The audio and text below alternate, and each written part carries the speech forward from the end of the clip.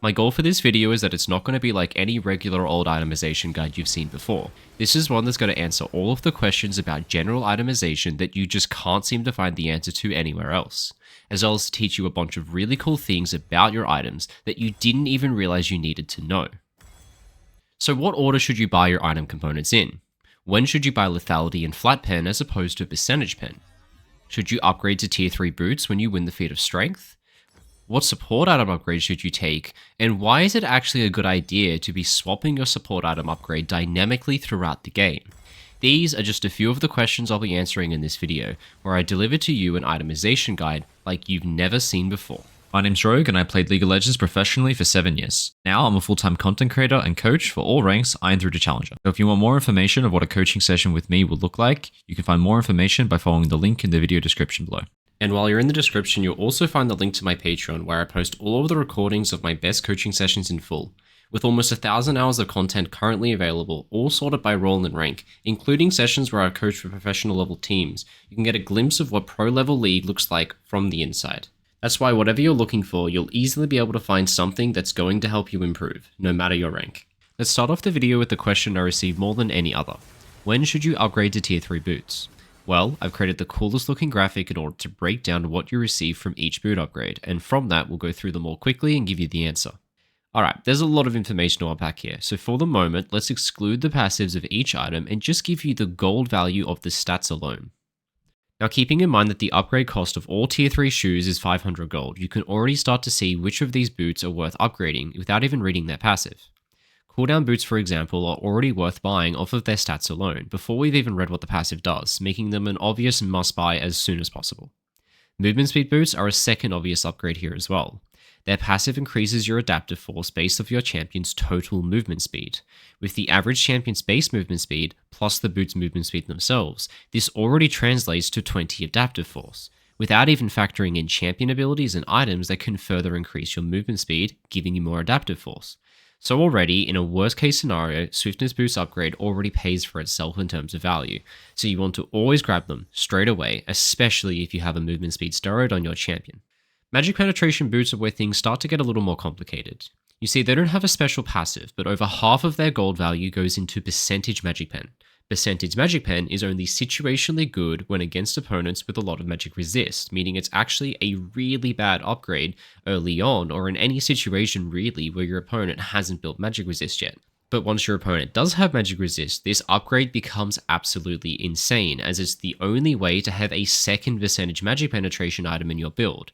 So save this upgrade for later once your opponent has a lot of MR, and then get them as soon as possible. Now we're left with only 3 pairs of shoes to cover. The Armour and Magic Resist shoes do basically the same thing. When hit, they grant you a shield blocking their respective damage type that scales with your champion's max health and champion level. This mechanic makes it basically impossible to find a gold value since the shield size scales with such level variance. But I did some testing, and just know the shield is pretty goddamn big, especially if you build health items, and the shield even regenerates after 15 seconds, which is super nice, meaning the defensive shoes upgrade are pretty good into their respective damage type. Finally, we have attack speed shoes, which grant you a passive that grants you a decaying movement speed buff whenever you hit a champion. On the average range champion, this is already worth 600 to 700 gold worth of movement speed, so you can imagine keeping this passive refreshed, you're going to get your money's worth. But funnily enough, that doesn't mean you should rush them still, even if they are a gold efficient use of your money, and that's because of the opportunity cost. Any gold you spend upgrading your shoes is gold you didn't spend upgrading your core items, which can delay important power spikes. Specifically for ADCs, this delays big items like Infinity Edge or Armour penetration. Imagine a situation where Dragon's sporting in 30 seconds and you're 500 gold short of completing Infinity Edge, or because on an earlier sequence you chose to upgrade your boots instead of buying a component for that item. Completed items will always give you a bigger power spike than what completing your tier 3 shoes will give you, while tier 3 shoes will give you a bigger power spike than purchasing any single item component. Therefore, the best way to think about your tier 3 shoes is to treat them like an elixir potion that grants the biggest possible short-term power boost for that sequence. If a game-defining dragon spawns in 30 seconds and you've only got 500 gold to spare, upgrade your boots instead of buying item components. It may delay key items later, but it will give you the best possible chance to win the fight happening right now. Okay, to take a step back and make everything we just learned more digestible, I sorted all of the boots upgrade into 3 different categories to make it simple for you. Swiftness boots and cooldown reduction boots are just OP. You should probably buy them as soon as possible. Attack speed, armor, and magic resist shoes are all really good, and you should put some thought into getting them as soon as possible, but use them more situationally as a short-term power spike for a big fight, and don't delay core items by buying them. And magic penetration shoes are your ultimate tank killing upgrade. You should hold off on buying them early until you've got a tank standing in front of you. Moving on, let's talk about some of the cool stuff that I've never really seen explained before by anyone really. To start with, what order should you build your item components in? The simple answer is prioritize the stats that your abilities scale off of. For some niche cases like Asante or Remus, this may mean prioritizing armor since that's what you scale off, but for most champions this will be attack damage, ability power, or health, the 3 core stats of the game. So you always want to buy these components first when building your items in order to make the number on your ability go up, which on its own is already a good rule, but what's most important is that this actually gives you more efficient mana to damage ratios on your abilities. For example, let's say I'm playing Xayah and I want to rush a Kraken Slayer. My Q does a base damage of 90 damage and costs 50 mana. If I spend 700 gold and buy a recurve bow for attack speed, my Q still does 90 damage and costs 50 mana. But if I instead spend the same 700 gold to instead buy 2 longswords, my Q now does 110 damage, but still only costs 50 mana, making my spells more efficient and thus I'm less likely to run out of mana, since my spells hit harder for the same amount of mana cost. This means on mages, if you're having mana issues, buying ability power is in a lot of ways a better way of not running out of mana than buying mana as a stat itself is. Now, bringing us back to our Xayah example, buying attack damage instead of attack speed is going to be better for our Xayah player for an additional reason, and that's because of multiplicative scalings. Now imagine you're playing an AD assassin like Zed or Talon. What are the stats in your items that you're going to be predominantly building? That's going to be attack damage, that's going to be lethality as well, and it's probably going to be cooldown reduction. Alright, so think about how these scale together. If you buy attack damage, you do more damage with your spells. But if you buy cooldown reduction, you get to use the spells more often. And since you have attack damage, they do more damage. Therefore, a mix of the two has a multiplicative scaling with each other. That is why ADCs who build crit items are so good in the late game. If you're a crit ADC, what are the stats that you build? You build attack damage, you build attack speed, you build crit, and you build armor pen, usually a percentage type. Okay, think about the multiplicative scalings like this. When you buy damage, your attacks deal more damage. When you buy attack speed, you attack faster for more damage. When you buy crit, the crits are bigger because of your attack damage, and you attack more often, critting more often because of attack speed. When you buy percentage armor pen, it works on your crits to amplify them, it happens more often with attack speed, and it happens in a bigger number with attack damage. Crit ADCs scale well into the late game because they have 4 different types of multiplicative scalings, while when you think about assassins, they spike early and with every item buy because they only have 1 or 2. This leads to my absolute favorite itemization tip for ADCs. If I'm playing Jinx, I already get attack speed from having lethal tempo as my keystone and from my Q. If I'm fed, it's likely I'm also going to be able to get a kill early into a teamfight and proc my passive, giving me even more attack speed.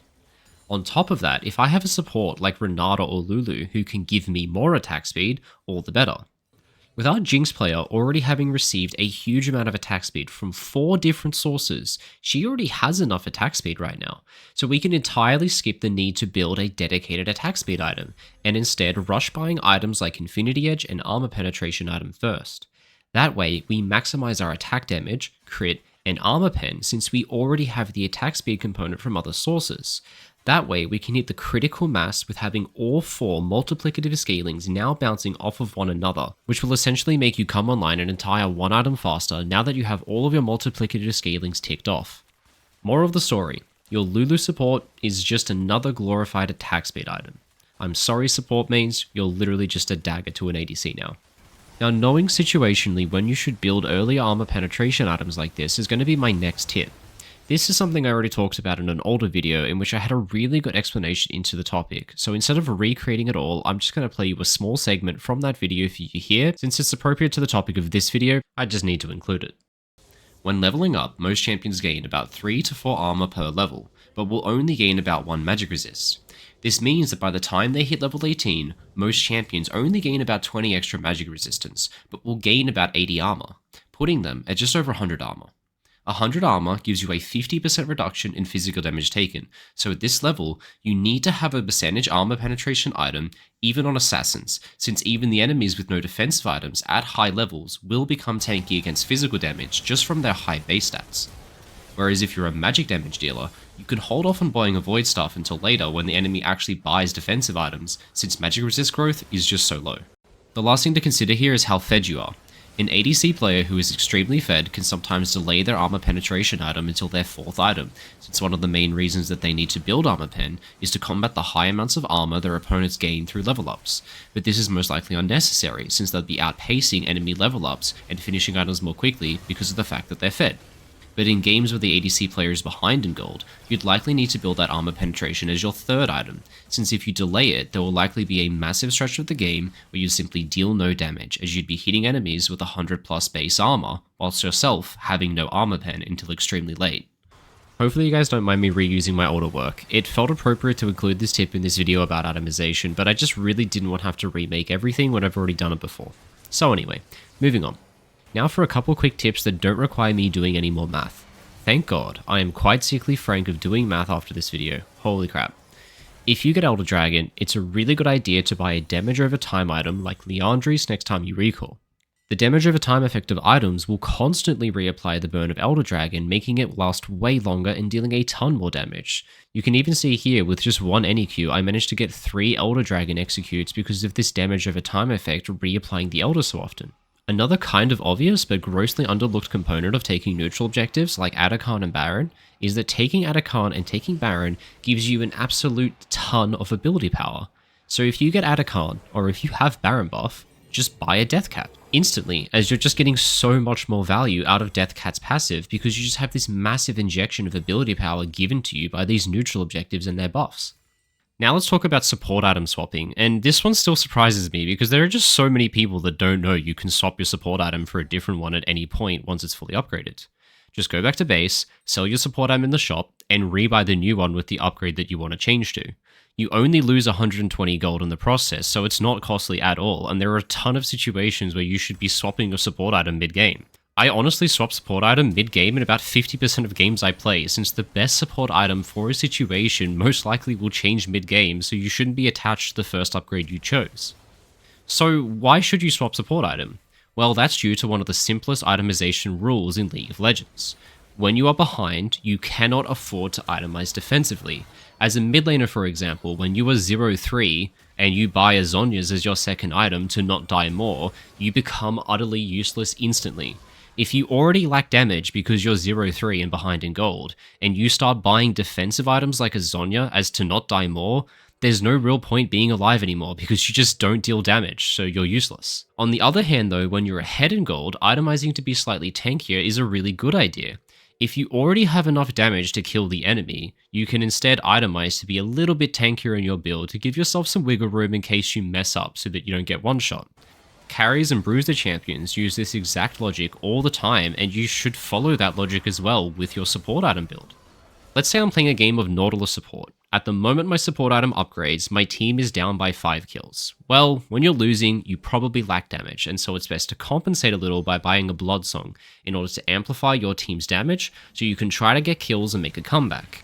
Another thing to note is that when you're down in gold, generally playing a teamfight front to back doesn't work anymore since the enemy will just simply kill your frontline first, which makes this support item even better since most teamfights the win con is going to rely on us diving a fed enemy carry and killing them, which makes this support item upgrade the best to do so because it helps us do that. Now fast forward and imagine it's 10 minutes later into the same game. We've somehow managed to make a comeback and we are now winning. We're up 5,000 gold, and are definitely going to be winning front-to-back teamfights as a result of that. Not only does our team now have enough damage, and so the general rule of pivoting to build more defensive with your items is just a good idea now, but the win condition of our teamfights has changed entirely. No longer do we have to kill the fed enemy carry, we have the fed enemy carry, and so we just win fights front-to-back. All we have to do is play to keep our carry alive and kill the closest target to us, whatever that is. And so it's a good idea to sell your offensive support item and instead buy a defensive one, most likely Celestial Opposition or possibly Solstice Slate, since they both better play towards the game state that we're now in. Of course, the same is true in the inverse. if you have a defensive support item to start with, and then your team throws the game and gives Baron, you're probably going to have to play the next fight to try and kill the enemy carries. So sell your defensive support item and buy the aggressive one so you have a better chance at killing the carries and making a comeback. So don't always feel like you have to stay married to the first upgrade you chose. You can always swap to another one if the situation demands it. Thanks for watching the video, guys. Now, going forward, you're going to see some new content on my channel. I'm hiring an editor to help me create an additional video per week for my channel, so you'll get your usual Saturday video entirely made and edited by me, as well as on an occasion, a midweek video created, written, and directed by me, but polished to make look nice by an external editor. This video will be very much like my standard videos, but will focus on explaining concepts by also giving examples taken from games I play on my stream. So look forward to new content coming in the future. Otherwise, have a great day, everyone.